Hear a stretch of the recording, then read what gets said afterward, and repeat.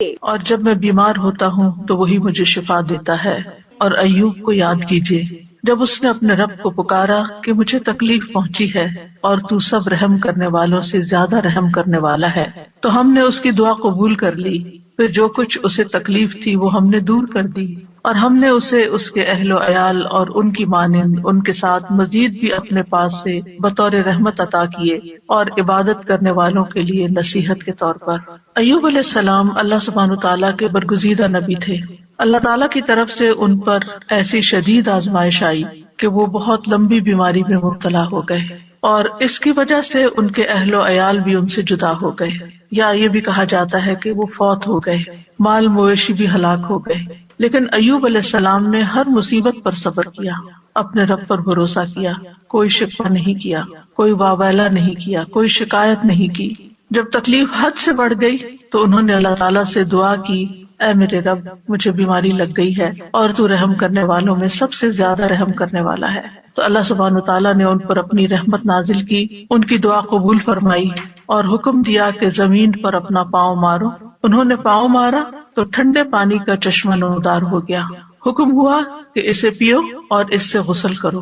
وہ مبارک پانی پینے اور اس پانی کے ساتھ غسل کرنے سے ان کی ساری بیماری دور ہو گئی، یعنی پانی ان کے لیے شفا کا باعث بن گیا اللہ کے اذن سے، اور وہ پوری طرح صحت مند ہو گئے۔ اللہ تعالیٰ نے انہیں ان کے گھر والے بھی عطا فرما دیے اور اتنے ہی اور بھی دے دیے۔ وَأَيُّوبَ إِذْ نَادَى رَبَّهُ، اور ایوب کو یاد کیجیے علیہ السلام جب اس نے اپنے رب کو پکارا۔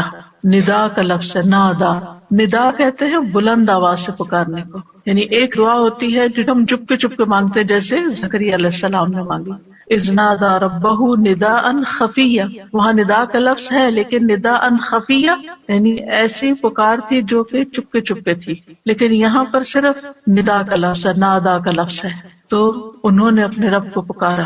دونوں طرح پکارنا چاہیے، دل ہی دل میں، چپ کے اور بلند آواز سے بھی۔ رب ہر طرح سنتا ہے۔ کیا پکار کے کہا؟ انی مسنی الضر، یا رب مجھے تکلیف پہنچی ہے۔ در سے مراد انسان کی جسمانی بدحالی ہے، بیماری، لاغری، بڑھاپا، یہ سب چیزیں در میں آتی ہیں۔ وانت ارحم الراحمین، اور آپ سب رحم کرنے والوں میں سب سے بڑھ کر رحم کرنے والے ہیں۔ کتنا خوبصورت انداز ہے پکارنے کا، دعا کرنے کا۔ مختصر الفاظ ہے، کوئی لمبی چوڑی باتیں نہیں ہیں، چند لفظ ہیں لیکن بڑے ہی جامع لفظ، اور کسی چیز کا مطالبہ بھی نہیں کیا، صرف رحم کی درخواست کی، یعنی اللہ تعالیٰ کی رحم کا ایک طرح سے واسطہ دیا۔ وانت ارحم الراحمین۔ تو کیا ہوا نتیجہ؟ فاستجبنا لہ، ہم نے اس کی دعا قبول کر لی، اس کی گریہ وزاری قبول کر لی۔ فکشفنا بہ من ضر، اور جس تکلیف میں ہم نے اسے مبتلا کیا تھا اس سے عافیت عطا کر دی۔ وآتیناہ اہلہ ومثلہم معہم، اور جس طرح انہیں پہلے اللہ تعالیٰ نے اہل و عیال اور مال و دولت اور صحت اور عافیت عطا کی تھی، وہ سب چیزیں اللہ تعالیٰ نے لوٹا دی، بلکہ اور بھی زیادہ عطا کی، اور دنیا کی نعمتوں کے ساتھ اس صبر پر آخرت کے بڑے اجر و ثواب کا بھی وعدہ کیا۔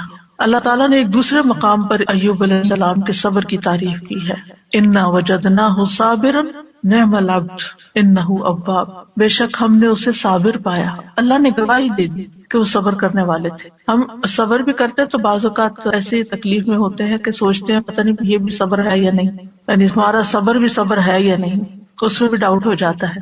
تو اللہ سبحانہ تعالیٰ نے ان کے صبر کو مان لیا کہ صابر ہیں۔ نعم العبد، کتنا اچھا بندہ۔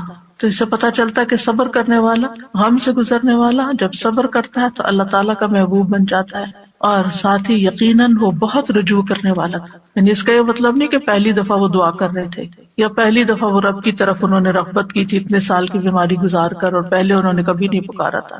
انہ اواب، وہ بہت زیادہ رجوع کرنے والے تھے رب کی طرف، بہت زیادہ اپنے رب کو پکارنے والے تھے۔ پھر فرمایا رحمتا من عندنا، انہوں نے ارحم الراحمین کہا تو یہاں پر اللہ تعالیٰ نے ان کو اپنی رحمت سے نوازا، رحمتا من عندنا، اپنے پاس سے رحمت عطا کی۔ اور یہ رحمت کیا تھی؟ اول شدید بیماری اور تکلیف اور آزمائش کے ساتھ ان پر رحم کیا، پھر انہیں صبر کی توفیق دے کر ان پر رحم کیا، پھر دعا قبول کر کے ان پر رحم کیا، پھر دعا قبول کرنے کے بعد صحت کے ساتھ اور مال و دولت وغیرہ لوٹایا اس کے ساتھ۔ تو یہ سب کچھ اللہ تعالیٰ کی عظیم رحمت تھی۔ رحمتم من عندنا. اور پھر آپ دیکھیں کہ اس رحمت کا ایک ظاہری مینیفیسٹیشن کیا تھا. ابو ہریرہ رضی اللہ عنہ روایت کرتے ہیں کہ نبی صلی اللہ علیہ وسلم نے فرمایا، ایک بار ایوب علیہ السلام برہنہ غسل فرما رہے تھے کہ سونے کی ٹڈیاں آپ پر گرنے لگیں، یعنی جیسے بارش ہوتی ہے. ایوب علیہ السلام انہیں اپنے کپڑے میں سمیٹنے لگے. ان کے رب نے انہیں پکارا کہ اے ایوب، کیا میں نے تمہیں اس چیز سے بے نیاز نہیں کر دیا جسے تم دیکھ رہے ہو؟ یعنی مجھے معلوم ہے کہ تمہارے دل میں اس کی کوئی لالچ نہیں، کوئی رغبت نہیں، تمہیں اس کی ضرورت نہیں، تمہارے پاس اللہ نے پہلے سے ہی بہت کچھ عطا کر دیا ہے، تو تم پھر کیوں یہ سمیٹ رہے ہو؟ ایوب علیہ السلام نے جواب دیا، ہاں تیری بزرگی کی قسم، لیکن تیری برکت سے میرے لیے بے نیازی کیسے ممکن ہے، یعنی اس سے میں بے نیاز نہیں ہو سکتا. تو بندہ مومن جو ہے وہ اللہ سبحانہ تعالیٰ سے دعا بھی کرتا ہے اور استغنا بھی برتتا ہے، دل میں لالچ بھی نہیں رکھتا، لیکن اگر اللہ تعالیٰ کی طرف سے بن مانگے اس تک کوئی نعمت پہنچتی ہے تو اس کو اللہ کی رحمت سمجھتا ہے، برکت سمجھتا ہے، اور اس سے تکبر کرتے ہوئے بے نیازی نہیں برتتا یا ایسا زہد اور ایسا تکشف ظاہر نہیں کرتا کہ لے جاؤ اس کو، اٹھا لو اس کو، مجھے نہیں چاہیے، مجھے کیا کرنا ہے، میرے پاس آلریڈی بہت کچھ ہے، ایسا رویہ اختیار نہیں کرتا. یہ بھی شکر گزاری کا ہی ایک انداز ہوتا ہے. اور ان کے دل میں یعنی ایک طرح سے یہ شکر گزاری تھی کہ یہ اللہ کی طرف سے آ رہا ہے، کیونکہ ظاہر ہے کوئی انسان تو نظر نہیں آ رہا تھا جو ان پہ سونا برسا رہا ہو، اللہ سبحانہ تعالیٰ کی طرف سے ہی آ رہا تھا، اور ان کے وہم و گمان میں بھی نہیں تھا. اور جو چیز کسی لالچ اور کسی حفظ کے بغیر انسان کے پاس آتی ہے تو اسے اللہ سبحانہ تعالیٰ کی ایک نعمت سمجھ کر شکر گزار ہونا چاہیے بندے کو. وَذِكْرَىٰ لِلْعَابِدِينَ، اور عبادت گزاروں کے لیے ایک نصیحت ہے اس واقعے میں. یعنی عموماً جو عبادت گزار لوگ ہوتے ہیں اگر ان کی دعا قبول نہ ہو تو بعض اوقات وہ مایوس ہونے لگتے ہیں، اتنی دعا کی پھر کچھ نہیں ہوا، یا پھر یہ کہ بعض اوقات عبادت کی وجہ سے شیطان دل میں ایک عجیب سا خیال ڈال دیتا ہے کہ تم تو بہت نیک ہو اور تمہارا دنیا سے کیا تعلق، اور انسان صرف دنیا کو کریٹیسائز ہی کرتا رہے اور دنیا کو برا بھلا ہی کہتا رہے. تو ایسا نہیں، یعنی عبادت اور اللہ کی نعمت دونوں جمع بھی ہو سکتی ہیں، جیسے ایوب علیہ السلام پر جمع ہوئی تھی کہ وہ عبادت گزار تھے، اواب تھے، بہت زیادہ اپنے رب کو پکارتے تھے، اس کی طرف رجوع کرتے تھے. اور اواب جو ہوتا ہے صرف دعا نہیں کرتا بلکہ نماز اور دیگر نیک اعمال کے ساتھ اپنے رب کی طرف رجوع کرتا ہے. اور اس میں اگر اللہ سبحانہ تعالیٰ بندے پر اپنی رحمت فرماتا ہے، صحت دیتا ہے، طاقت دیتا ہے، تو ایسے میں وہ مزید شکر گزار ہوتا ہے. تو اس واقعے میں عبادت گزاروں کے لیے ایک نصیحت ہے کہ اگر بیماری آ جائے، اگر تکلیف آ جائے تو پھر کیا کرنا چاہیے. اگر مختلف چیزوں کے ذریعے انسان کی آزمائش ہو تو پھر کس طرح صبر کیا جائے، اللہ تعالیٰ کے سامنے کیسے فریاد پیش کی جائے، اور پھر جب اللہ تعالیٰ انعام فرمائے تو کس طرح بہیو کیا جائے. کیونکہ بعض لوگ تکلیف میں تو اللہ تعالیٰ کی طرف رغبت کرتے ہیں، لیکن جب تکلیف دور ہو جاتی ہے تو پھر کیا کرتے ہیں، بھول جاتے ہیں، اور پھر وہ اس کو اپنا کارنامہ بتانے لگتے ہیں کہ میں نے ایسا کیا اور ویسا کیا، یہ ایکسرسائز کی اور یہ دوا کھائی اور یہ طریقہ اختیار کیا تو اس وجہ سے مجھے یہ شفا ہوئی ہے، اور اللہ تعالیٰ کو اس میں سے نکال دیتے ہیں. تو بندہ مومن کسی حال میں بھی، چاہے صبر ہو یا شکر ہو، وہ دونوں کیفیات میں رب ہی کے ساتھ جڑا رہتا ہے. ایوب علیہ السلام کا واقعہ حدیث میں تھوڑی تفصیل کے ساتھ بھی آتا ہے. انس بن مالک کہتے ہیں کہ رسول اللہ صلی اللہ علیہ وسلم نے فرمایا، بے شک اللہ کے نبی ایوب علیہ السلام اپنی آزمائش میں 18 برس بیمار رہے، 1-2 دن نہیں، 18 سال. قریبی اور دور کے لوگوں نے انہیں چھوڑ دیا، ساتھیوں نے چھوڑ دیا.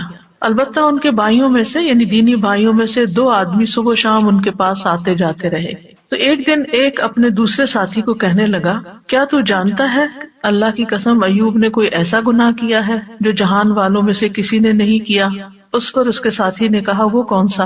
اس نے کہا، دیکھو 18 سال ہو چکے ہیں، اللہ نے اس پر رحم نہیں کیا کہ اس کی آزمائش اس سے ہٹا دے. کیونکہ بعض اوقات عبادت گزاروں کی جب آزمائش لمبی ہو جاتی ہے تو لوگ باتیں بنانا شروع کر دیتے ہیں کہ یہ تو بہت دین والے ہیں، اور یہ تو قرآن والے ہیں، اور یہ تو بہت نمازی ہیں، اور حج عمرے کرتے ہیں، اور پھر دیکھو ان کے ساتھ کیا ہو رہا ہے. تو ان کے اوپر بھی اسی طرح کی بات ہوئی. جب وہ شام کو ایوب علیہ السلام کے پاس آئے تو ایک نے بے صبری میں وہ بات ذکر کر دی کہ وہ کوئی یہ کہہ رہا تھا تمہارے بارے میں. تو ایوب علیہ السلام نے ان کا الزام سن کر کہا، جو کچھ تم کہہ رہے ہو اس طرح کی کوئی بات میرے علم میں تو نہیں ہے. اب ریاکشن دیکھیں. ہاں اتنا ضرور ہے کہ اللہ تعالیٰ جانتا ہے کہ 2 آدمیوں کے پاس سے میرا گزر ہوتا تھا جو آپس میں جھگڑ رہے ہوتے تھے، وہ دونوں ہی اللہ کا نام لیتے تھے، پھر میں اپنے گھر واپس آتا اور ان دونوں کی طرف سے کفارہ ادا کرتا، اور اس بات کو ناپسند کرتا کہ وہ ناحق اللہ کا نام لے رہے ہیں، یعنی یہ مجھے اچھا نہیں لگتا تھا کہ وہ اللہ کا نام لے کے لڑ رہے ہیں، تو میں ان کی بخشش کے لیے صدقہ کر دیتا تھا کہ ان کی پکڑ نہ ہو اس پر، یعنی ایسے نیک انسان۔ بہرحال ایوب علیہ السلام کی آزمائش اور بیماری ایسی تھی کہ جب وہ قضاء حاجت کے لیے باہر جاتے اور فارغ ہو جاتے تو ان کی بیوی ان کو ہاتھ سے پکڑ کر سہارا دیتی تھی حتیٰ کہ وہ واپس اپنی جگہ پر پہنچ جاتے، یعنی اتنے کمزور اور لاغر ہو گئے تھے۔ ایک دن وہ لیٹ ہو گئے اور ان کی بیوی ان کے انتظار میں رہی، اور اللہ نے ایوب کی طرف وحی کی، ارکز برجلک، یعنی باہر ہی گئے ہوئے تھے تو وہیں پر ارکز برجلک ھذا مغتسل بارد وشراب، اپنا پاؤں مارو، یہ نہانے کا ٹھنڈا اور پینے کا پانی ہے۔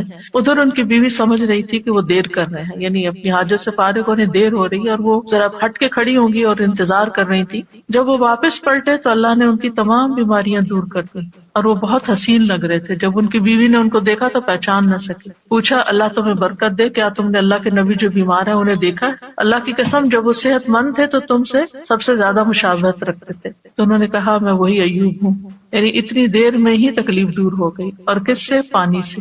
ایوب علیہ السلام کے 2 کھلیان تھے، ایک گندم کا تھا اور ایک جو کا۔ اللہ نے اس پر 2 بادل بھیجے، ایک بادل گندم والے کھلیان پر آ کر سونا برسانے لگا حتیٰ کہ وہ سونا بہنے لگا، اور دوسرا جو کے کھلیان پہ آ کے چاندی برسانے لگا یہاں تک کہ چاندی بہنے لگی۔ اس طرح اللہ نے ان کو مال بھی دیا اور دولت کثیر بھی دی، یعنی ان کی نعمتیں پہلے سے بھی زیادہ ہو گئی، اگرچہ 18 سال کی آزمائش تھی۔ اس دوران وہ اللہ کے نبی بھی رہے، یعنی اللہ تعالیٰ نے اس بیماری کے باوجود ان سے ان کی ذمہ داری نہیں لی بلکہ اس کو ادا کرتے رہے۔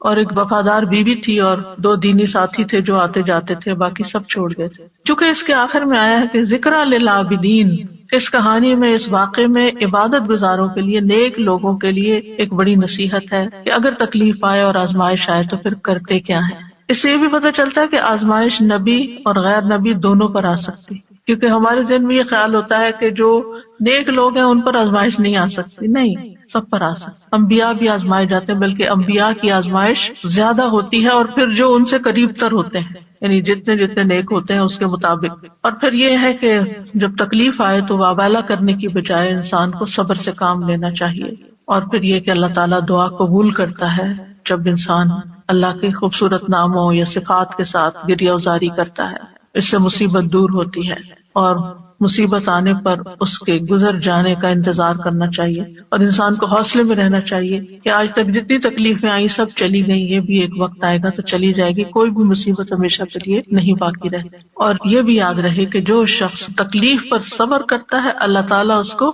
دنیا میں بھی انعام سے نوازتا ہے، اور آخرت کا اجر تو اس کے لیے لکھا ہی جاتا ہے۔ اور ہمیشہ انسان اپنے آپ کو اس تکلیف کے وقت یاد دہانی کراتا رہے کہ فَإِنَّ مَعَ الْعُسْرِ يُسْرًا، إِنَّ مَعَ الْعُسْرِ يُسْرًا، بے شک ہر مشکل کے ساتھ ایک آسانی ہے، بے شک اسی مشکل کے ساتھ ایک اور آسانی ہے۔ رسول اللہ صلی اللہ علیہ وسلم نے فرمایا مدد صبر کے ساتھ اور کشادگی تنگی کے ساتھ، اور بے شک ہر مشکل کے ساتھ ایک آسانی ہے، بے شک اسی مشکل کے ساتھ ایک اور آسانی۔ بس انسان کی نگاہیں ہوں جو اس آسانی کو ڈھونڈنے والی ہوں، صرف انسان تکلیف پر نظر نہ رکھے بلکہ اس کے ساتھ انسان کو جو مزید چیزیں غور و فکر کرنے، سوچنے اور سمجھنے اور اپنے عمل میں تبدیلی لانے کا ایک موقع ملا ہے، اللہ کی طرف سے توفیق ملی ہے، اس کو بھی انسان ضرور ذہن میں رکھے۔ دوسری آیت جو ہے وہ ہے وَإِذَا مَرِضْتُ فَهُوَ يَشْفِينِ، اور جب میں بیمار ہوتا ہوں تو وہی مجھے شفا دیتا ہے۔ یعنی بیماری میں انسان کو اس چیز کا یقین رکھنا چاہیے کہ شفا صرف اللہ کے ہاتھ میں، اور وہ شفا دے تو پانی کے ساتھ بھی دے دیتا ہے۔ یہ دعا اور یہ قول ابراہیم علیہ السلام کا ہے جو قرآن مجید میں آیا ہے۔ سورۃ الشعراء کی آیت نمبر 80 ہے کہ ابراہیم علیہ السلام نے اپنے والد اور اپنی قوم کے سامنے توحید کی دعوت پیش کی تھی، اور اللہ تعالیٰ کا تعارف کروایا تھا انہی الفاظ میں کہ الذی خلقنی فہو یہدینی والذی هو یطعمنی ویسقینی واذا مرضت فہو یشفینی، اسی نے مجھے پیدا کیا ہے، وہی مجھے راہ دکھائے گا، وہی مجھے کھلاتا ہے، وہی مجھے پلاتا ہے، جب میں بیمار ہو جاتا ہوں تو وہی مجھے شفا دیتا ہے۔ یعنی شفا صرف اور صرف اللہ کے ہاتھ میں ہے، وہی شفا دیتا ہے۔ انسان کو اچھی طرح یقین ہونا چاہیے، اس لیے جب بیماری آئے، جب تکلیف آئے تو پہلا دھیان اللہ کی طرف جائے، پہلا خیال اللہ کی طرف جائے، ڈاکٹر کی طرف نہیں، دوا کی طرف نہیں، لوگوں کی طرف نہیں، اور اس پر اپنے آپ کو ٹیسٹ کیا کریں۔ اگر کہیں چوٹ لگتی ہے، اگر کہیں درد ہوتی ہے، اگر کہیں کوئی بھی چیز پیش آتی ہے، ایک دم گلا پکڑا جاتا ہے، کچھ تو کیا خیال آتا ہے کہ اس سے نجات اور خلاصی کیسے ہوگی؟ اب کیا کروں؟ کیونکہ انسان فوراً اس کا توڑ سوچتا ہے نا کہ یہ مشکل آ گئی، اب اس کا توڑ کیا ہو، اب میں کیا کروں؟ تو سب سے پہلے اللہ سے دعا، اللہ تعالیٰ کا نام بھی شافی، یہاں شافی کہہ کے پکار سکتے ہیں، اللہ شفا تیرے ہاتھ میں، یا رب تو مجھے شفا دے. جو اپنی زبان میں، عربی میں، اردو میں، انگلش میں، جس میں بھی پہلے اللہ کو پکارے، اللہ تو اس کی صحت کے اسباب پیدا کرتے، تو یہ آسانی پیدا کر دے. حضرت عائشہ کہتی ہیں کہ رسول اللہ صلی اللہ علیہ وسلم دم کرتے ہوئے یہ دعا پڑھا کرتے تھے، امسح البأس رب الناس بیدک الشفاء لا یکشف الکرب الا انت. اے لوگوں کے رب، تکلیف کو دور کر دے، شفا تو تیرے ہی ہاتھ میں ہے، تیرے سوا اس کو دور کرنے والا اور کوئی نہیں. کیونکہ تکلیف ہمارے عقیدہ توحید کو بھی آزماتی، اس کی بھی آزمائش کے لیے آتی. تو جب انسان کہتا ہے کہ صرف اللہ ہی کر سکتا ہے اور وہی سبب پیدا کرے گا اور باقی سب اسباب ہے، دوا ہو یا دعا ہو یا پھر کوئی ڈاکٹر کی یا کسی انسان کی مدد ہو، یہ سب وسائل ہیں، یہ اسباب ہیں، یہ وسائل ہیں، جبکہ اس کو دور کرنے کی طاقت صرف اللہ میں ہے، کرتا وہی ہے. تو آپ دیکھیے کہ ابراہیم علیہ السلام کا یہ ادب ہے، اور وہ کہتے ہیں کہ بیماری اور شفا دونوں اللہ ہی کی طرف سے ہیں، لیکن بیمار ہونے کی نسبت انہوں نے اپنی طرف کی ہے کہ جب میں بیمار ہوتا ہوں، یعنی بیمار کرتا تو اللہ، لیکن جب میں بیمار ہوتا ہوں فہو یشفین، تو وہ مجھے شفا دیتا ہے. یعنی اگرچہ خیر اور شر دونوں کا خالق اللہ ہے، لیکن شر کی نسبت اپنی طرف کی ہے اور خیر کی نسبت اللہ تعالیٰ کی طرف کی ہے. کہا جاتا ہے نا کہ تندرستی 1000 نعمت ہے. واقعی تندرستی اور صحت اللہ تعالیٰ کی بہت بڑی نعمت ہے. نبی صلی اللہ علیہ وسلم نے فرمایا 2 نعمتیں ایسی ہیں جن کے بارے میں اکثر لوگ خسارے میں ڈالے گئے ہیں، تندرستی اور فراغت، فرصت. یعنی آپ کے پاس وقت ہوتا ہے، آپ بہت زیادہ کاموں میں دبے ہوئے نہیں ہیں، ڈوبے ہوئے نہیں ہیں، لیکن لوگ اس وقت سے فائدہ نہیں اٹھاتے، صحت سے فائدہ نہیں اٹھاتے، اور اسی طرح فراغت سے صحیح فائدہ نہیں اٹھاتے، حتیٰ کہ بیماری اور بڑھاپے کے منہ میں جا پڑتے ہیں جب وہ پھر کچھ کرنے کے قابل نہیں رہتے. اور ہمیں یہ بھی حکم دیا گیا ہے کہ ہم صحت کی حفاظت کریں، اپنے جسم پر ناروا بوجھ نہ ڈالیں. عبداللہ ابن عمرو ابن العاص کہتے ہیں نبی صلی اللہ علیہ وسلم کو میرے بارے میں یہ بات پہنچی کہ میں مسلسل روزے رکھتا ہوں اور رات بھر نماز پڑھتا ہوں، دن کو روزہ رات کو نماز، نہ کھانا نہ نیند، یعنی بہت کم دونوں چیزیں. تو آپ نے میری طرف پیغام بھیجا کہ ملاقات کے لیے حاضر ہوں، تو میں نے آپ سے ملاقات کی. آپ نے فرمایا کیا مجھے یہ خبر نہیں دی گئی کہ تم روزے رکھتے اور افطار نہیں کرتے اور رات بھر نماز پڑھتے رہتے ہو؟ یعنی مجھے یہ معلوم ہے، یہ نہیں بتایا کس نے بتایا کیا، یعنی مجھے یہ اطلاع پہنچی ہے، کنفرم کرو یہ ایسے ہی ہے. تو جب انہوں نے کہا کہ ہاں، تو آپ نے فرمایا تم اس طرح نہ کرو، کیونکہ تمہاری آنکھوں کا بھی تم پر حق ہے، تمہارے نفس کا بھی تم پر حق ہے، تمہاری بیوی کا بھی تم پر حق ہے. تم روزہ بھی رکھو اور افطار بھی کرو، نماز بھی پڑھو اور سویا بھی کرو، اور ہر 10 دنوں میں 1 دن کا روزہ رکھ لو، یہ تمہارے لیے 9 روزوں کا اجر بن جائے گا. اور ایک اور روایت میں آتا ہے، صحیح بخاری کی روایت ہے، آپ نے فرمایا اگر تم ایسا کرتے رہے، یعنی ہر وقت روزے سے رہے اور ہر وقت جاگتے رہے، تو تمہاری بینائی کمزور ہو جائے گی اور تمہارا نفس تھک جائے گا. یعنی عبادت میں بھی اعتدال کرو، اس طرح کا بوجھ اپنے اوپر نہ ڈالو کہ تم بیمار پڑ جاؤ. تو اس سے کیا پتہ چلتا ہے اس حدیث سے کہ ہمارا دین ہمیں اعتدال سکھاتا ہے، اور یہ سکھاتا ہے کہ ہم اپنی جان کا بھی حق ادا کریں، اپنے گھر والوں کا بھی حق ادا کریں، اور اپنے جسم کا، آنکھوں کا اور باقی تمام چیزوں کا. اسی طرح ایک حدیث سے ہمیں یہ پتہ چلتا ہے کہ نیک انسان کے لیے صحت مالداری سے زیادہ بہتر ہے. یعنی صحت جو ہے یہ بڑی دولت ہے مال سے بھی. تو اس لیے مال کماتے ہوئے بھی انسان کو اپنی صحت برباد نہیں کرنی چاہیے. عبداللہ بن خبیب اپنے چچا سے روایت کرتے ہیں کہ ہم لوگ ایک مجلس میں تھے کہ رسول اللہ صلی اللہ علیہ وسلم ہمارے پاس تشریف لائے.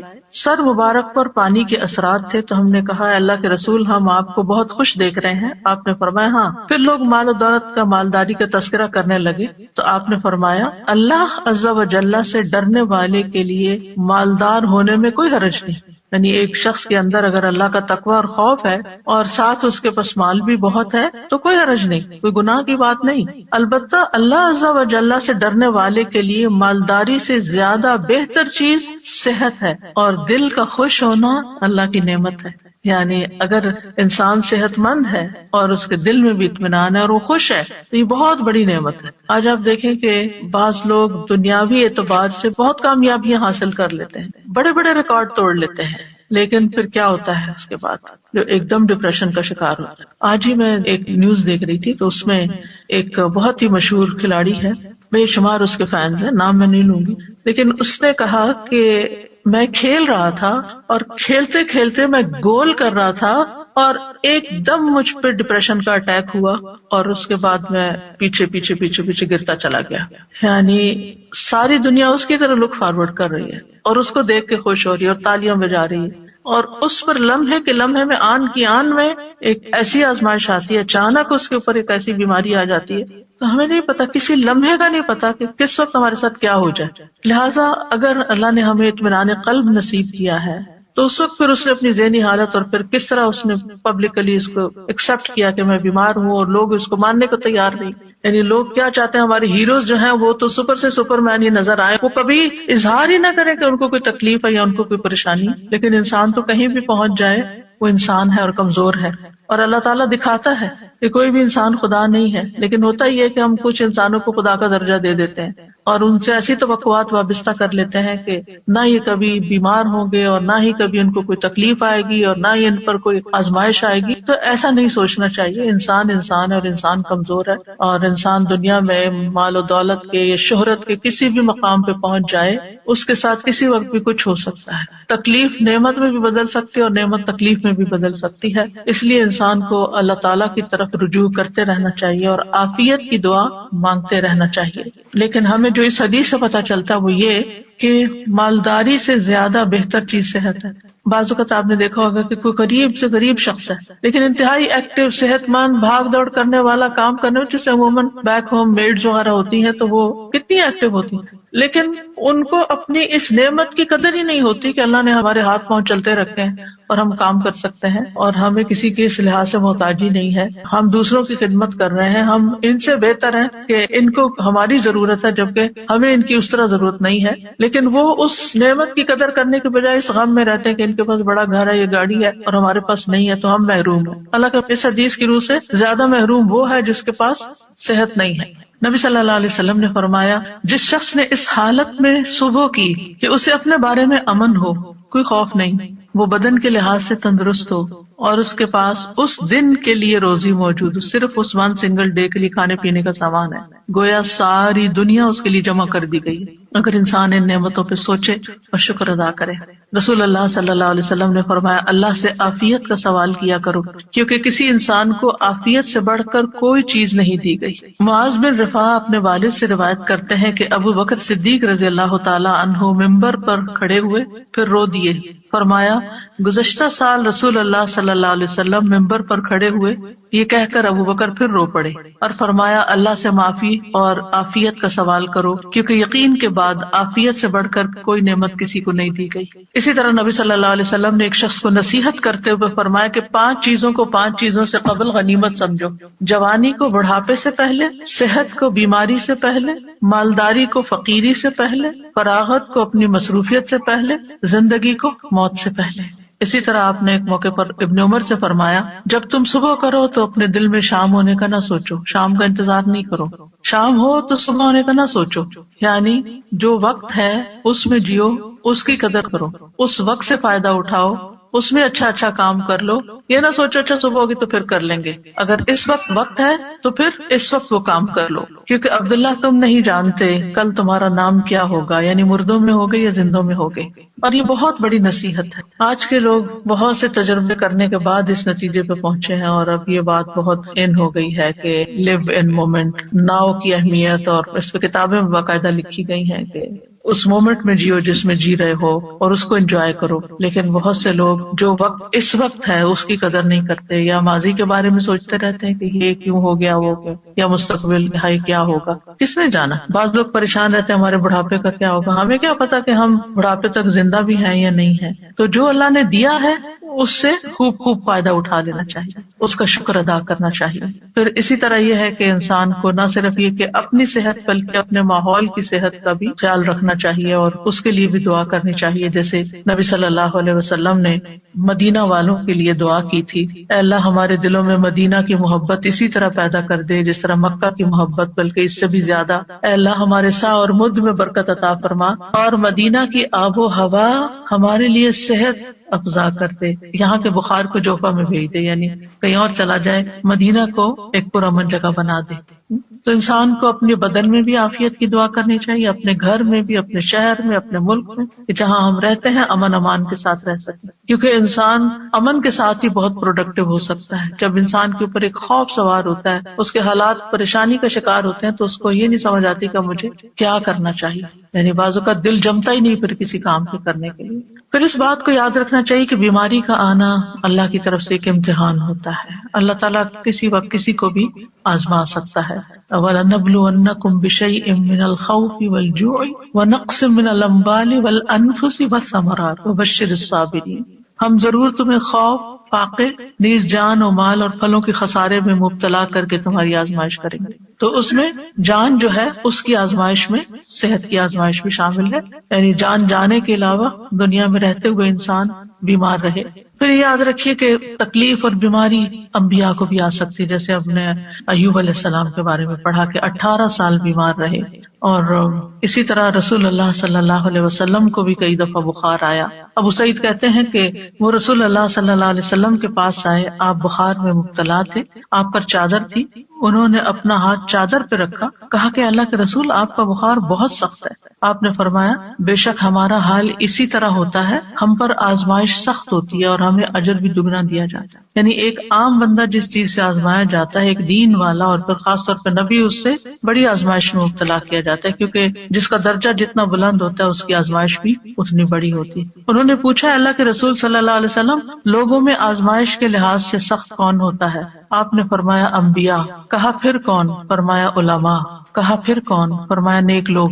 یعنی جیسے جیسے آپ کے درجے ہوں گے اسی حساب سے آزمائش ہوگی۔ اس لیے اگر کسی کے اوپر کوئی تکلیف بڑی آ جاتی ہے تو وہ تب بھی اللہ سے اچھا گمان رکھے کہ اگر اللہ نے مجھے دوسروں کے مقابلے میں زیادہ آزما لیا تو اس کا مطلب یہ ہے کہ اللہ تعالیٰ کی مجھ پہ نظر کرم ہے۔ اور فرمایا کہ ان میں سے کسی کو جوؤں سے آزمایا جاتا، یہاں تک کہ وہ اسے قتل کر دیتے، یعنی اتنی جوئیں پڑتی اور وہ صاف ہوتی ہی نہیں، نکالتے ہوں گے پھر اور پڑ جاتی، پھر اور پڑ جاتی، خون ہی چوس جاتی ہوں گی۔ اور ان میں سے کسی کو فقر کے ساتھ آزمایا جاتا، یہاں تک کہ وہ چھوٹی سی قمیص کے سوا کچھ نہ پاتا، چنانچہ وہ اسے ہی پہن لیتا۔ اور ان میں سے کچھ آزمائش پر بہت خوش ہوتے ہیں بنسبت اس شخص کے جو کچھ دیے جانے پہ خوش ہوتے ہیں۔ یعنی اللہ کے نیک بندوں کی ایک پہچان یہ بھی ہے کہ جب ان پر کوئی تکلیف آتی ہے تو پریشان ہونے کی بجائے وہ اللہ سے راضی ہو جاتے ہیں کہ اللہ نے مجھے اس کے لیے چنا، مجھے اس قابل سمجھا، تو اس لیے مجھ پر یہ امتحان ڈالا۔ یعنی عافیت تو مانگنی چاہیے، لیکن مانگنے کے باوجود اگر اللہ تعالیٰ آزما لیتا ہے تو ناراضگی کی کوئی گنجائش نہیں۔ مثلاً ایک انسان نیک کام کر رہا ہوتا ہے لیکن ابھی اس کا وہ درجہ نہیں اونچا گیا، وہ گراف ابھی نیچے ہی ہے، کہ یکایک ایسی مصیبت آتی ہے کہ جس پہ صبر کی وجہ سے وہ اعلیٰ ترین درجے پہ پہنچ جاتا ہے، اور اگر وہ صبر نہیں کرتا تو پہلے سے بھی نیچے آ جاتا ہے۔ انبیاء کو 2 آدمیوں کے برابر بخار ہوتا ہے۔ پھر آپ دیکھیے کہ مسلمان کو جب کوئی کانٹا بھی چبھتا ہے تو پھر اس کے ذریعے اللہ تعالیٰ اس کے گناہوں کو ایسے دور کرتا ہے جیسے سوکھے درخت سے پتے جھڑ کے اس کو صاف کر دیتے ہیں۔ مریض کے لیے خوشخبریاں بھی ہیں، اب اپنی کوئی نہ کوئی بیماری تکلیف یاد کر لی، کیونکہ آج کل تو ہر شخص کسی نہ کسی بیماری میں کہیں نہ کہیں مبتلا رہتا ہی ہے، اور وہ بہت بودر بھی کرتی ہے بعض اوقات کہ کب میری جان چھوٹے گی اس سے، اور یہ کیوں ہے، اور مجھے اتنی دوا کھانی پڑتی ہے، اور باقی لوگ بغیر دواؤں کے بھاگے دوڑے پھرتے ہیں۔ تو انسان بلا وجہ اپنے اوپر ایک شیطانی وسوسوں کی وجہ سے بوجھ محسوس کرنے لگتا ہے، لیکن یاد رکھیے کہ اللہ تعالیٰ جس کے ساتھ بھلائی کا ارادہ کرتا ہے اس کو مصیبت میں مبتلا کر دیتا ہے۔ یہ صحیح بخاری کی روایت ہے، من یرد اللہ بہ خیرا یصب منہ، کیونکہ اس تکلیف اور اس آزمائش اور اس سپن کے اندر سے گزر کے بندہ نکھر جاتا ہے یا پھر پلٹ جاتا ہے۔ تو یہ جو نکھار ہے نا، اور یہ چمکاؤ جو ہے انسان کے دل کے اندر اور انسان کی پرسنالٹی میں، یہ مشکل سے گزر کر ہی آتا ہے۔ ام سلمہ کہتی ہیں کہ میں نے رسول اللہ صلی اللہ علیہ وسلم کو فرماتے ہوئے سنا، جب اللہ بندے کو کسی مصیبت کے ساتھ آزماتا ہے اور وہ اپنی حالت اور کیفیت کی بنا پر اسے ناپسند کرتا ہے تو اللہ تعالیٰ اس تکلیف کو اس کے گناہوں کا کفارہ اور اسے پاک کرنے کا سبب بنا دیتا ہے، جب تک کہ وہ لاحق ہونے والی تکلیف کو اللہ کے علاوہ کسی اور در پر پیش نہیں کرتا، یعنی اسے دور کرنے کے لیے غیر اللہ کو نہیں پکارتا، اللہ ہی کو پکارتا، اللہ ہی سے دعائیں مانگتا ہے۔ تو مومن کو تو ایک کانٹا بھی چپ جائے تو اس پر بھی اللہ سبحانہ و تعالیٰ اس کا گناہ معاف کر دیتا ہے۔ ابو سعید کہتے ہیں کہ آدمی نے رسول اللہ صلی اللہ علیہ وسلم سے پوچھا کہ ہمیں جو بیماریاں لگتی ہیں یہ بتائیے کہ ان پر ہمارے لیے کیا ہے؟ آپ نے فرمایا یہ بیماریاں گناہوں کا کفارہ بن جاتی ہیں، ابی ابن کعب نے عرض کیا اگرچہ بیماری چھوٹی ہو، آپ نے فرمایا اگرچہ ایک کانٹا ہی چپ جائے یا اس سے بھی کم. بعض اوقات آپ نے دیکھا ہوگا کہ آپ گارڈننگ کر رہے ہوتے ہیں یا پھول توڑنے لگتے ہیں، کوئی سبزی توڑنے لگتے ہیں، تو آپ کے ہاتھ میں چھوٹا سا نظر نہ آنے والا چھوٹا سا کانٹا چپ جاتا ہے. اب وہ نظر بھی نہیں آتا، لیکن اس کی چبھن اور اس کی بودریشن اور اس کی تکلیف ایسی ہوتی ہے کہ انسان کسی پل اس کو بھولتا نہیں، یعنی اسے بے چین رکھتا ہے. وہ اس پر بھی اجر ہے، لیکن اس وقت اجر بھول جاتا ہے، بس تکلیف ہی یاد رہتی، اور اس کے بدلے اللہ تعالیٰ انسان کے درجات بلند کر دیتا ہے. سادہ جی مجھے خیال آیا کہ اجر کے لیے شاید ہم اتنے حریص نہیں ہیں، ہم اس کو اتنا اس طرح مٹیریلائز کر کے نہیں دیکھتے. جیسے کانٹے چبھنے اور اس کی بات کی نا آپ نے، مجھے خیال آیا کچھ لوگ اپنی مالی مجبوری کی وجہ سے جا کے بلڈ اپنا بیچتے ہیں، یعنی پنچ کرا کے بلڈ نکلواتے ہیں، کوئی ویکنس ہوتی ہوگی یا کوئی آرگن بیچ دیتے ہیں، کوئی اس طرح کا چیز ہوتی ہے، تو وہ ان کے سامنے وہ مالی فائدہ ہوتا ہے جسے وہ ان کو زیادہ چاہیے ہوتا ہے، تو وہ اپنے جسم کا ایک حصہ یا جسم کا خون بیچ دیتے ہیں. لیکن انسان کے اوپر اچانک سے کوئی آزمائش آ جاتی ہے تو اس وقت وہ چیز نظر نہیں آ رہی ہوتی نا کہ اس کے بدلے اجر ملنے والا کیا ہے. جیسے پڑھا بھی ہے، حدیث میں بھی ہے، یقین بھی ہے، لیکن شاید ہماری وہ لیول آف ہرس نہیں ہے کہ ہم پھر اس پہ اس وقت صبر کر جائیں. اصل میں جب آخرت کو سامنے رکھ کے انسان جیتا ہے نا تو چیزیں اور طرح نظر آتی ہیں، پھر ہر چیز کے بارے میں انسان مختلف طریقے سے سوچتا ہے، نگاہ ہی بدل جاتی ہے. وہ آزمائشوں کو مختلف طرح دیکھتا ہے، وہ نعمتوں کو مختلف طرح دیکھتا ہے، وہ مال کو کسی اور طرح دیکھتا ہے، وہ زندگی کے منصوبے کسی اور طرح بناتا ہے، اس کی پلاننگ کچھ اور ہوتی ہے، پورا پرسپیکٹو چینج ہو جاتا ہے. سادہ جی ہم نے اکثر دیکھا ہے جب ہم مریض کے پاس ہوتے ہیں اور ہم کس قسم کی باتیں کر رہے ہوتے ہیں، کئی لوگوں کو تو مریض کی عیادت کے آداب بھی نہیں آتے اور الٹا ان کو وہ ڈی موٹیویٹ کر کے اٹھتے ہیں کئی مرتبہ. تو یہ اس قسم کی باتیں جو ہیں اگر ہم کہیں لکھ لیں اور کہیں لے جائیں، میں بلکہ کتاب نکال کے رکھی تھی کہ میں ساتھ لے کر آؤں گی، کیونکہ یہ جو میں آپ کو بتا رہی ہوں اس کا بہت سا مٹیریل اس کے اندر موجود ہے. یعنی یہ کتاب جو ہے اس میں اسی طرح ریسرچ کر کے یہ ساری احادیث اور پھر آیات دعائیں وغیرہ جمع کی گئی تھی کہ جب بھی کوئی بیمار ہو تو اس کو تحفہ دے دیا جائے، وہ بیٹھ کے پڑھتا رہے اور کم از کم اس کی پریشانی دور ہو. مجھے جب کسی کا پتہ چلتا ہے تو میں اس کو ریکمینڈ کرتی ہوں کہ یہ کم از کم پہلے 2-3 صفحے جو ہے نا وہ تو ضرور پڑھ لو، کیونکہ اس میں یہ خوشخبریاں اور یہ ساری چیزیں کہ بیماری کیوں آتی ہے اور کیا کرنا چاہیے. کیونکہ اگر انسان کو یہ بات سمجھ آ جائے نا کہ میں نے اس میں اب آ تو گئی آنے والی چیز، وہ تو نہیں ٹال سکتا، اب تو وہ اپنے وقت کے ساتھ ہی جائے گی، تو کم از کم ایک حوصلہ بلند ہو جاتا ہے، اس کا مرائل بلند ہو جاتا ہے، اس کی سوچ بدل جاتی ہے، وہ اتنا مزریبل نہیں ہوتا، وہ اتنا سیلف پٹی کا شکار نہیں ہوتا، صبر کرنا آ جاتا ہے جو کہ اس وقت کی ضرورت ہوتی ہے. پھر وزٹنگ دا سک، اس میں اگر آپ جا رہے ہیں تو آپ بیمار کے اوپر کیا پڑھ کے دم کریں. اس کے بڑے بڑے حرف بھی ہیں، ٹرانسلیٹریشن بھی ہے اور ٹرانسلیشن بھی ہے، اور خوبصورت پھول بھی ہے کہ جب کہیں رکھی ہوئی ہو تو دیکھ دیکھ کے خوش ہوتے رہیں. تو اس سے حوصلہ ہوتا ہے، تسلی ہوتی ہے.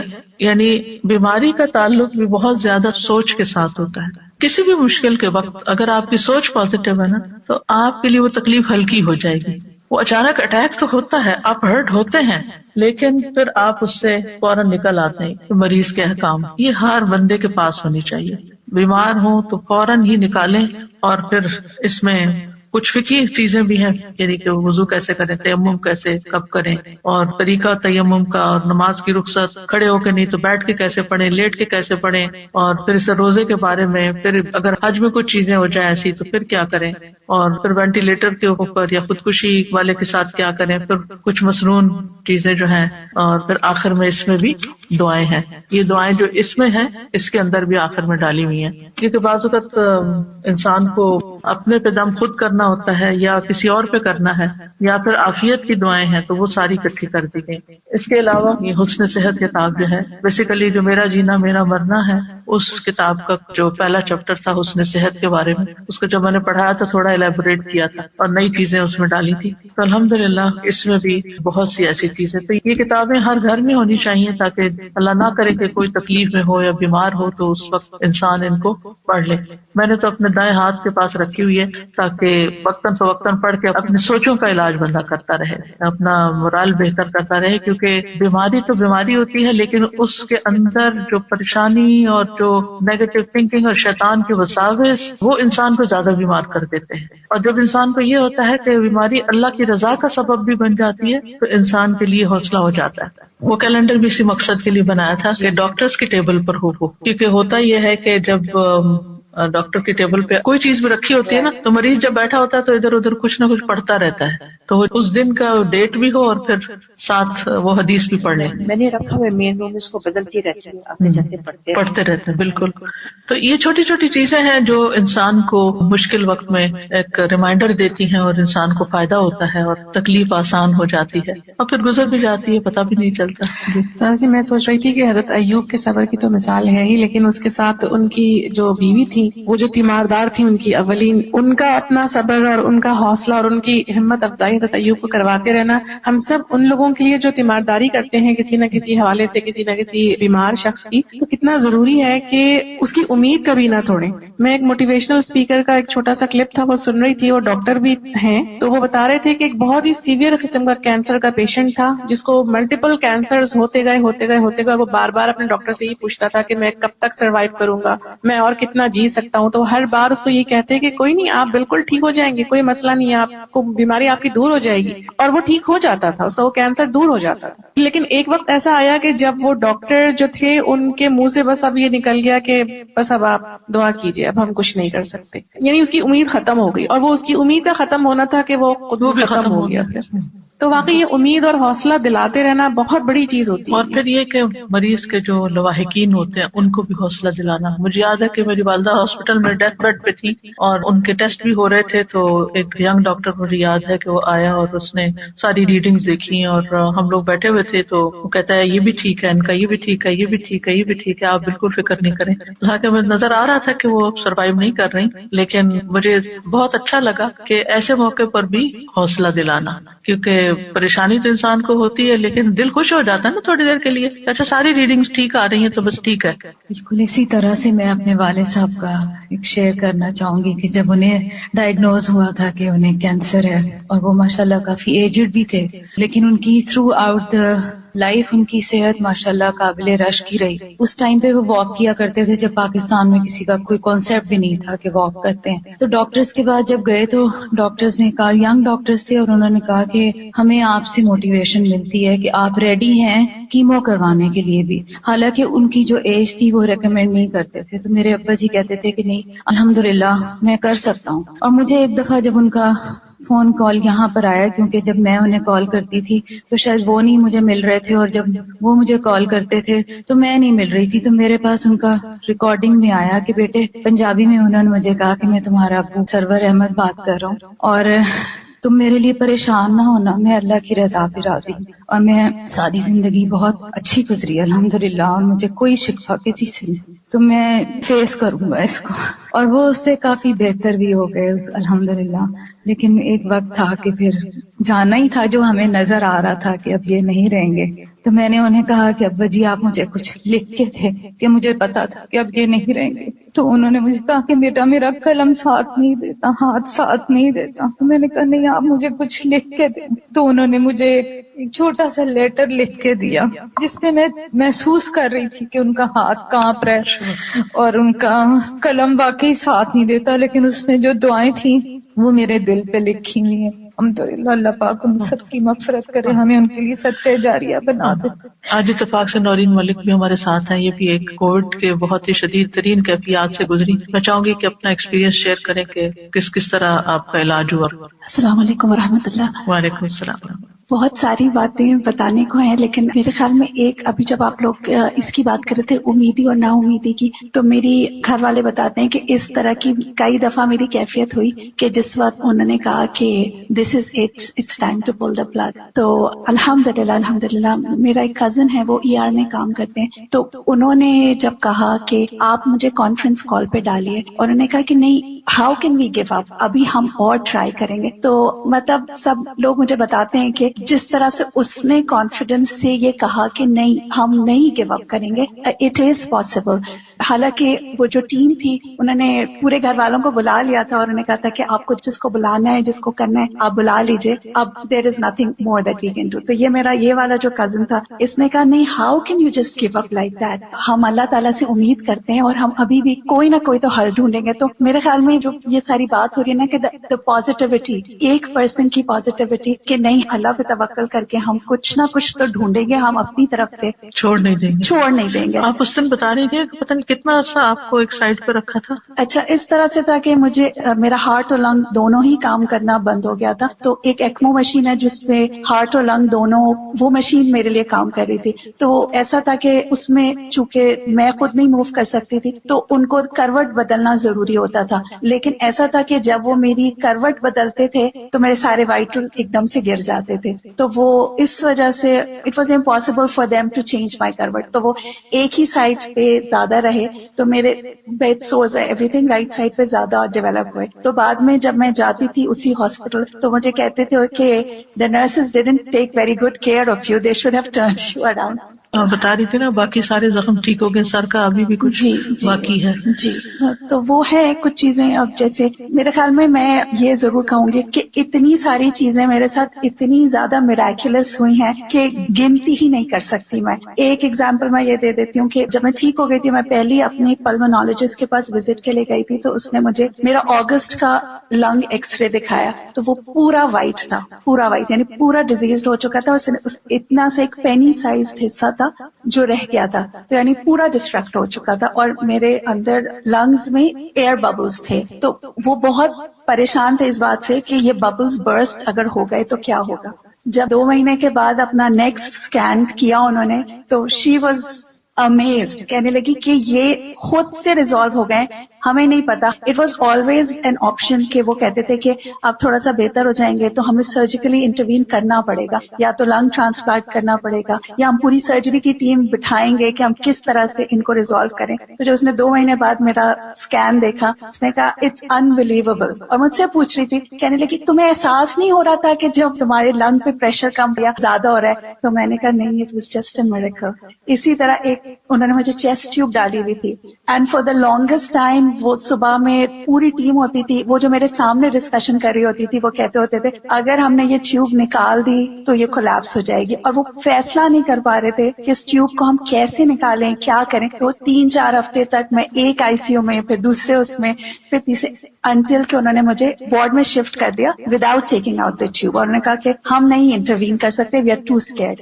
एंड सुभान अल्लाह, it was such a miracle कि जिस दिन उन्होंने मुझे मूव किया, मैं वार्ड में पहुंची तो जो मेरी नर्स थी वो आई मुझे दवा देने के लिए, तो उसने यूं झुक के नीचे देखा और उसने कहा तुम्हारी चेस्ट ट्यूब ये है, जमीन पे रखी हुई है। तो कहने लगी how did it come out? तो मैंने कहा फरिश्तों ने निकाला है, मुझे नहीं। तो मतलब यानी कि वो डॉक्टर्स नहीं फैसला कर पा रहे थे कि हम कैसे करें, एंड वो जस्ट लिटरली मिराक्युलसली वो ड्रॉप्ड आउट थे। उन्होंने फॉरेन सर्जरी की टीम बताई सब कुछ। वो मुझसे पूछे थे ये कैसे हुआ, मैंने कहा आप बताएं कैसे हुआ। इट वाज सर्जिकली सूचर्ड इन, मतलब वो सिली हुई थी अंदर, देयर वाज नो वे कि कोई ह्यूमन भी उसको ऐसे खींच के निकाल दे।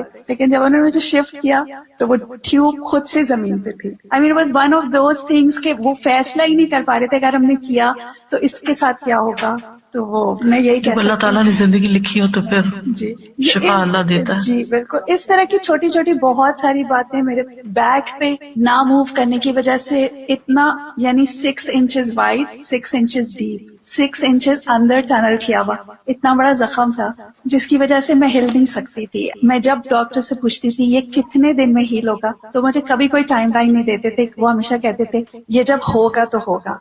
एंड जब मैं रिहैब में थी वो नर्सेज मेरी ड्रेसिंग चेंज करती थी with in a period of 2 weeks. 6 inches से वो 2 इंचेस हो गया, और वो देखते थे और वो कहते थे we have never seen this kind of healing. आप करती क्या थी, कौन सी दुआएं पढ़ती थी? दुआओं पे मैं ये, अभी आप जब हजरत अय्यूब की दुआ बता रही थी तो मैं ये बात बहुत सोच रही थी कि जब भी मैं पहले अपनी जिंदगी में ये वाली दुआ देखती थी ना, अल्लाहुम्मा अन्नी मस्सनी अद्दुर, तो मैं हमेशा ये सोचती थी कि ये दुआ कैसे हो सकती है कि अल्लाह ताला से आप कह रहे हैं कि मुझे तकलीफ हुई है। लेकिन जब मेरी आंख खुली तो मैं हिल नहीं सकती थी, मूव नहीं कर सकती थी, इतनी सारी ट्यूब्स थी। द ओनली दुआ that I could make was अल्लाहुम्मा अन्नी मस्सनी अद्दुर, कि मुझे तकलीफ है, मुझे ये नहीं पता था मैं किस चीज के लिए दुआ मांगूं, आंखें ठीक हो जाए, हाथ ठीक हो जाए, क्योंकि I couldn't move, I couldn't speak. मुझे पहली दफा एहसास हुआ कि जो लोग बात नहीं कर सकते हैं उनको कितनी बेचारगी का एहसास होता है, क्योंकि आई कुडंट टॉक। और वो ये भी नहीं उनको समझ आ रही थी कि ये बोलेगी तो कैसे हम क्या करें कि ये बोलना शुरू हो जाए। मैनी थिंग्स, मतलब तो मुझे वो एहसास हुआ कि जो लोग हाथ ना हिला सकते हो, ان کو کیسا لگتا ہوگا.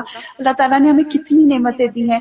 میں ہاتھ اٹھا کے پانی نہیں پی سکتی تھی, میں ان کو اشارے سے کہتی تھی کہ مجھے پانی دے دیں, تو ان کو سمجھ نہیں آتی تھی. پھر وہ کسی طرح پانی کا گلاس قریب آیا تو میں اٹھا نہیں سکتی تھی, اٹھایا منہ میں ڈالا تو میں سوالو نہیں کر سکتی تھی. تو آئی واز جسٹ تھنکنگ کہ ایک پانی کا گلاس پینا ہم کتنا نارملی اٹھایا اور پی لیا, لیکن آپ اٹھا نہ سکیں, منہ تک لے جا نہ سکیں, اس کو ڈال نہ سکیں, اور منہ میں چلا بھی گیا تو پھر اس کو سوالو نہ کر سکیں. ایک ایکٹ میں اللہ تعالیٰ کی کتنی رحمتیں ہیں اور نعمتیں ہیں, ہم کتنی دفعہ الحمدللہ کہیں. الحمدللہ, مطلب I mean I have a list of جو میریکلز ہیں. میرے خیال میں اس میں یہ ضرور کہوں گی کہ میں لوگوں کو یہ کہتی ہوں کہ میں تو معجزہ ہوں دعاؤں کا, لیکن جن لوگوں نے میرے لیے دعا کی ہے انہوں نے کتنی تڑپ کے مانگی تھی کہ اللہ تعالیٰ نے سب کی دعا میرے لیے قبول کی ہے.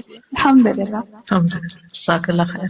سعید کہتے ہیں کہ میں سلمان کے ساتھ کندہ میں ایک مریض کی عیادت کے لیے گیا. جب وہ مریض کے پاس آئے تو انہوں نے کہا خوش ہو جاؤ. اب اگر ہم کسی مریض کو کہیں خوش ہو جاؤ تو وہ آگے سے شاید مائنڈ ہی کر جائے, لیکن ساتھ ہی انہوں نے یہ کہا کہ بے شک مومن کے مرض کو اللہ تعالیٰ کفارے اور اپنی رضا کا سبب بنا دیتے ہیں, اور فاجر کا مرض ایسا ہے جیسے کہ اونٹ کہ اس کے مالک نے اسے باندھ دیا, اس کے بعد چھوڑ دیا, اور اسے خبر نہیں کہ کیوں باندھا اور کیوں کھولا, کیوں ہنکا دیا. پھر اسی طرح آگ کے عذاب کا بدل بننے کے لیے بھی بیماری آتی ہے, یعنی آخرت کے عذاب سے بچاؤ کے لیے.